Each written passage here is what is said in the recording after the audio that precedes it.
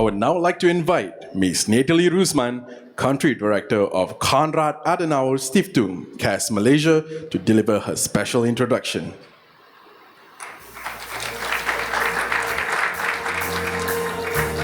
A warm good morning to Yang Berhagia Datuk Zainal Amansyah, MIM Chairman, all board members of MIM, and forgive me, I have still to learn by heart all your names.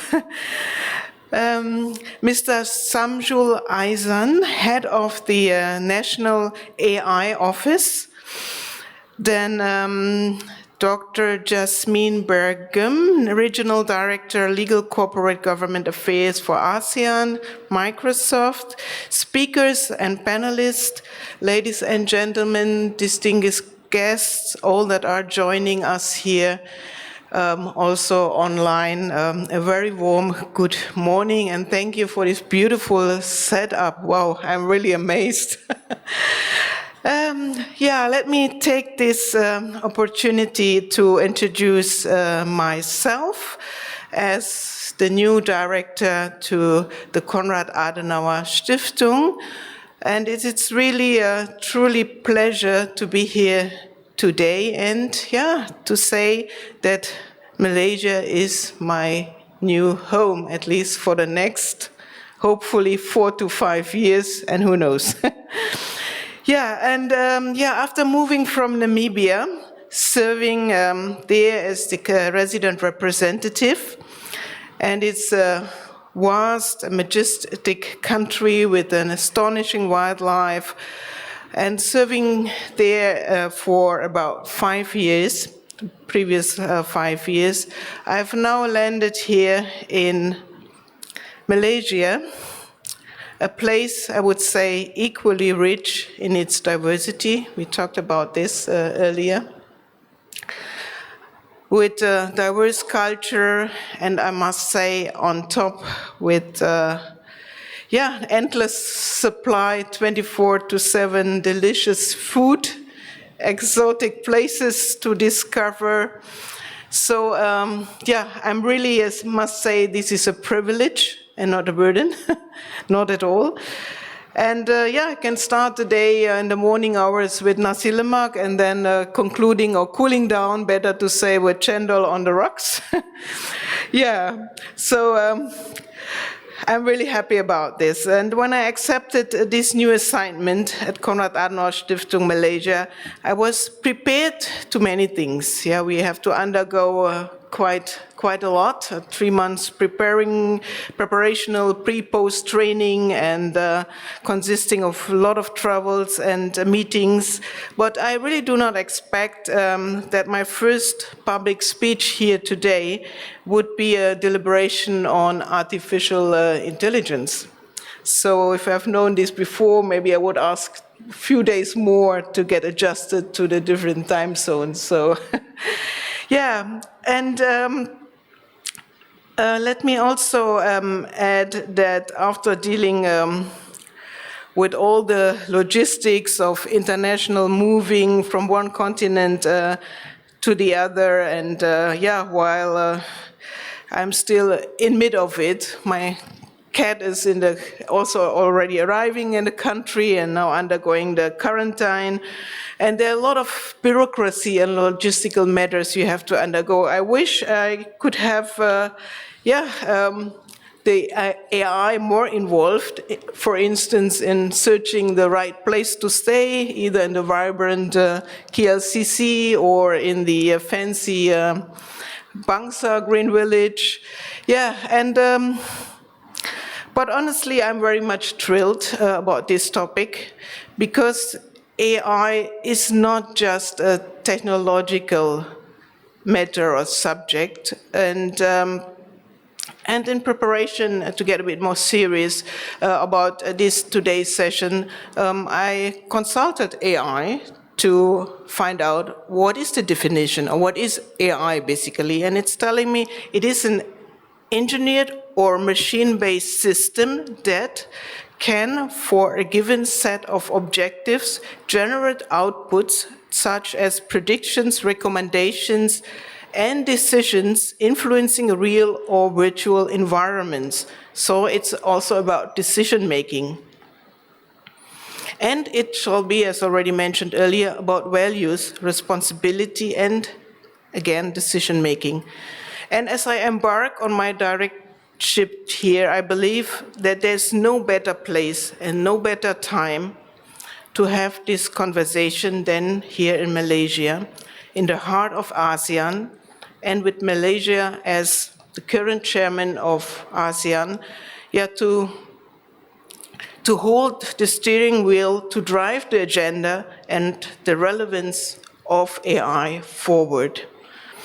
Yeah, and what is the potential of AI? I think we will get deeper to that later during our session here today. I mean, artificial intelligence is already transforming our lives quietly, profoundly, rapidly. And in Malaysia, we see AI application, for instance, in traffic management, in flood predictions, medical diagnostics, even in languages, translations, becoming translation tools. And it might be that interpreters will not be needed in future times because we have all these apps. And even being here for just a couple of days, the numbers of apps on my phones are really increasing daily. I don't know, I have to scroll pages per pages, and I ask, for instance, what about power, energy? Where can I pay my bill? Oh, you have to download this app. Okay. And internet access, download this app. Okay.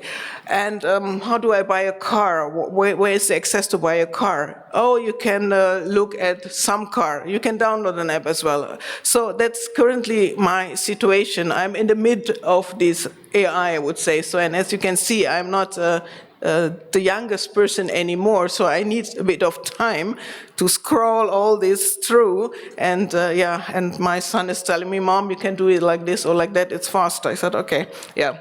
Anyway, that's just to give you a view or a kind of a practical link how much AI is really taking part or is becoming part of our life.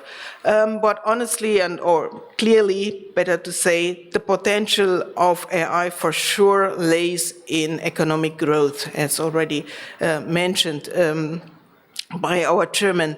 So the emerging of new AI industries create new jobs, while other sectors might probably decrease or disappear completely. This might also happen, but hopefully at the end, the advantage of AI and the boost of economy is bigger than the disappearings of some other industries, or we might also call it, this is the structural change that happened with AI. And also we can see, for instance, here in Kuala Lumpur, we are using Grab every day. It is becoming our main transportation system.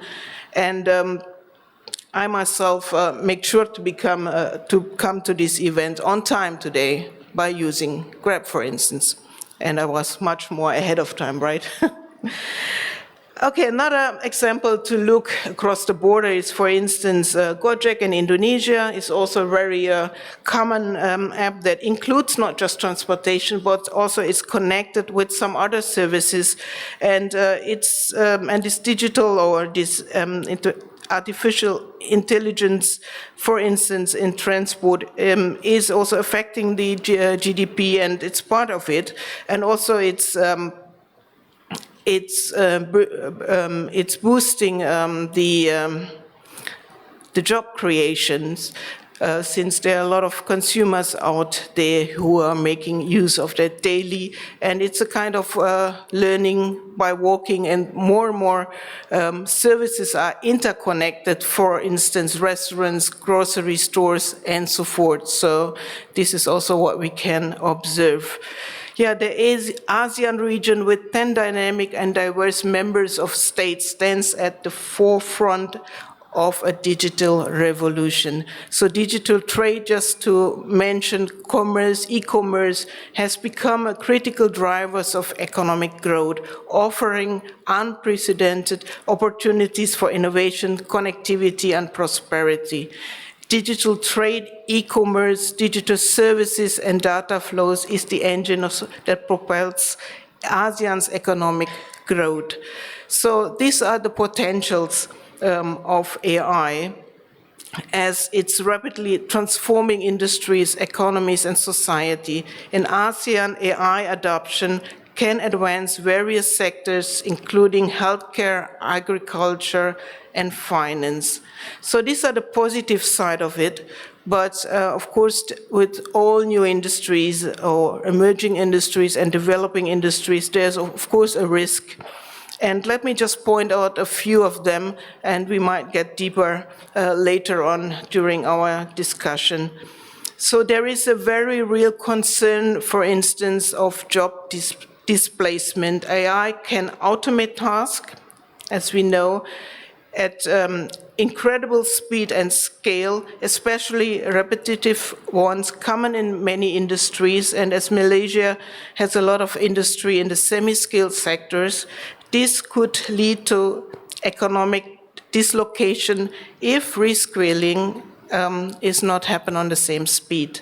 So the promise of AI, shortly speaking, shall not come at the cost of the working class. Secondly, we have to make sure precisely the legislative that AI development and deployment are aligned with the principle of fairness, accountability, and transparency. Another important aspect is the data security and cybersecurity. Thirdly, there's the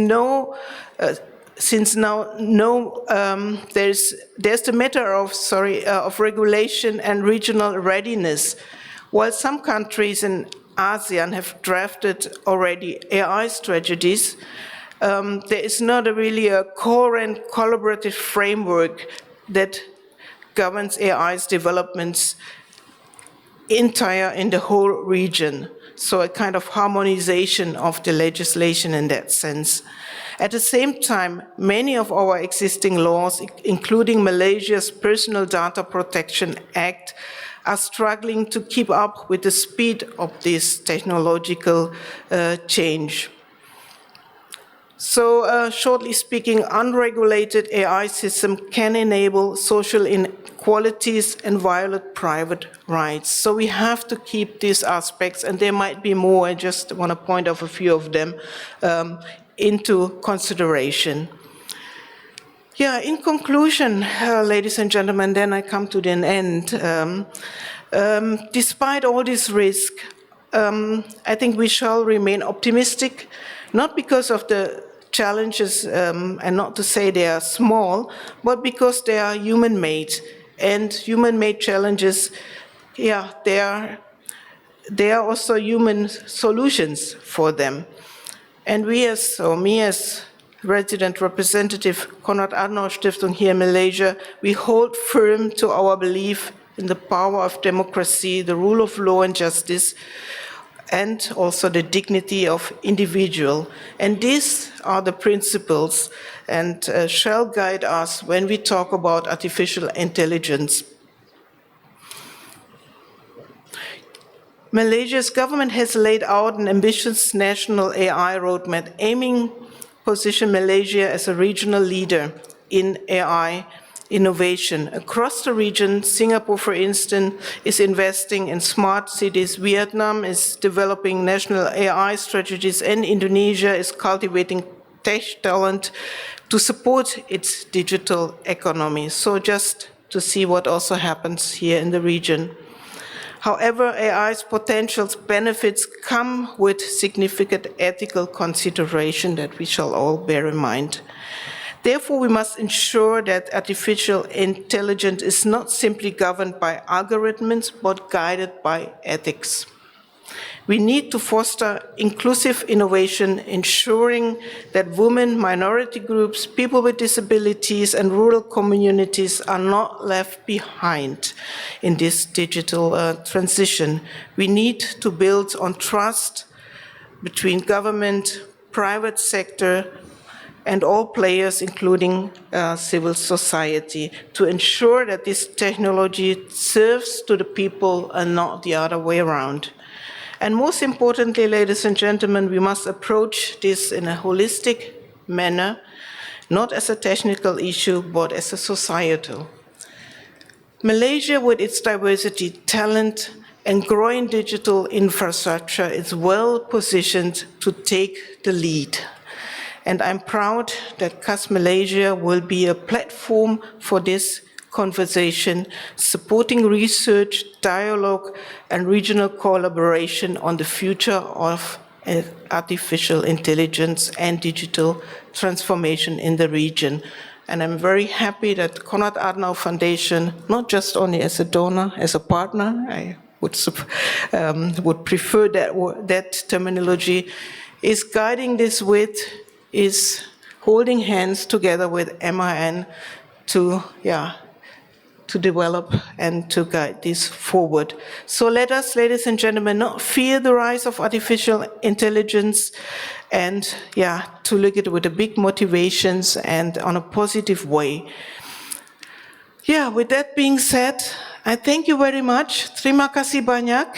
And let's enjoy the event, the session, and I hope it will be value adding to the topic, and it's a dynamic one. It will not stop here, and it will not be the only one that we conduct on this important subject matter and also industry. I thank you very much, ladies and gentlemen.